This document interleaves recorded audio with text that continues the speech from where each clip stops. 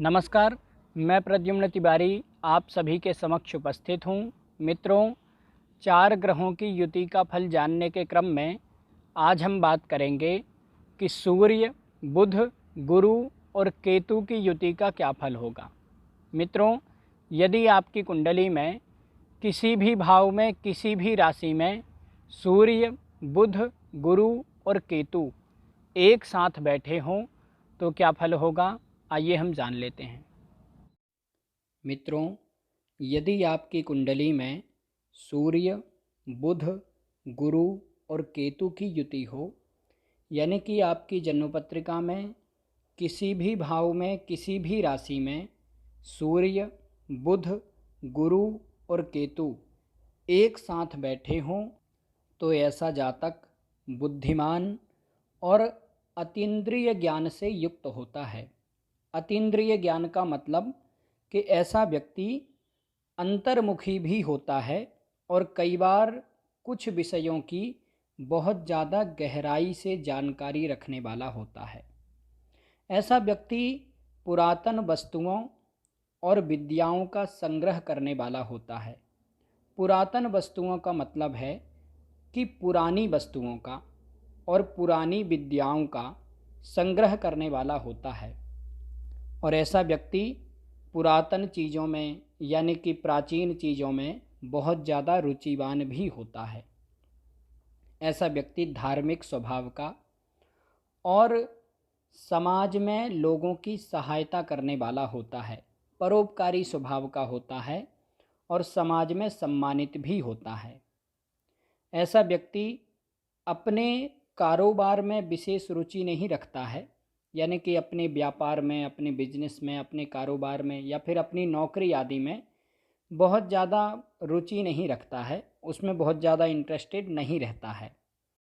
और ऐसा व्यक्ति किसी एक प्रकार के व्यापार से जुड़कर भी नहीं रहता है, यानी कि ऐसे लोग बहुत सारे काम करने वाले होते हैं। निश्चित रूप से ये लोग अपने जीवन में व्यापार से अथवा नौकरी आदि से अच्छी मात्रा में धन भी कमाते हैं। ऐसे व्यक्ति कई बार बिना किसी कारण के अपने घर से बाहर इधर उधर चले जाते हैं। ये लोग थोड़े मूडी स्वभाव के भी होते हैं, यानी कि यदि इनका मन बन गया कि ये काम करना है तो फिर ये उस काम को तुरंत ही करते हैं। यदि इनका मन बन गया कि हमको यहाँ पर घूमने जाना है या यहाँ पर जाना है तो वो तुरंत ही चले जाते हैं, फिर ज़्यादा विचार नहीं करते। और नहीं तो फिर बहुत दिनों तक काम को टालते रहते हैं कि हाँ ठीक है, कल कर लेंगे, परसों कर लेंगे, इस तरह का इनका विचार रहता है। यानी कि जो काम करना है उसको तुरंत ही कर लेते हैं और नहीं तो फिर बहुत दिन तक नहीं करते हैं। इस तरह से इनका स्वभाव होता है।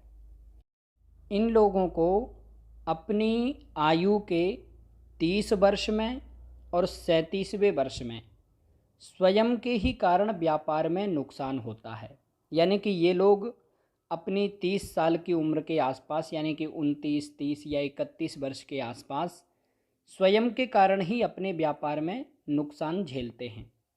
और 37वें वर्ष में भी, 37वें वर्ष में भी ये स्वयं के ही निर्णयों के कारण व्यापार या कारोबार में परेशानी झेलते हैं। कई बार ऐसे लोग गलत निर्णय लेकर के, गलत डिसीजन लेकर के अपना ही नुकसान भी कर लेते हैं।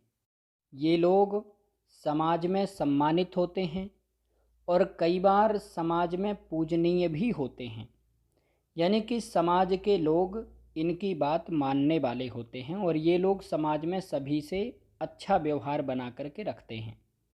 लेकिन इन लोगों को पारिवारिक खुशियों की कमी होती है, यानी कि इनके घर में कलह, मतभेद का वातावरण बना रहता है। लेकिन ये लोग बुद्धिमान होते हैं और अपनी बुद्धि से सारी समस्याओं को आसानी से सुलझा लेते हैं। इन लोगों को अपने माता पिता का सुख सहयोग भी कम मिलता है। कई बार ऐसे लोग बहुत छोटी उम्र में बाहर कहीं पढ़ाई के लिए चले जाते हैं या फिर पढ़ाई करने के बाद नौकरी आदि के लिए या फिर व्यापार आदि के लिए घर से दूर चले जाते हैं, इस कारण से भी इनको अपने माता पिता का सुख सहयोग नहीं मिल पाता है।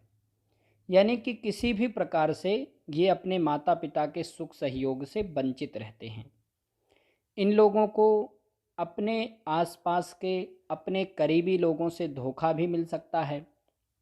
कई बार ऐसे लोग नौकरी आदि करते हैं, तो नौकरी आदि जहाँ पर ये लोग करते हैं वहाँ पर इनके जो आसपास के मित्र रहते हैं वो इनको चढ़ा करके इनकी बहुत ज़्यादा बड़ाई करके और इनसे कोई बात कहलवा देते हैं, जिससे कि इनके बड़े अधिकारी नाराज़ हो जाते हैं और इस कारण से इनको परेशानी होती है।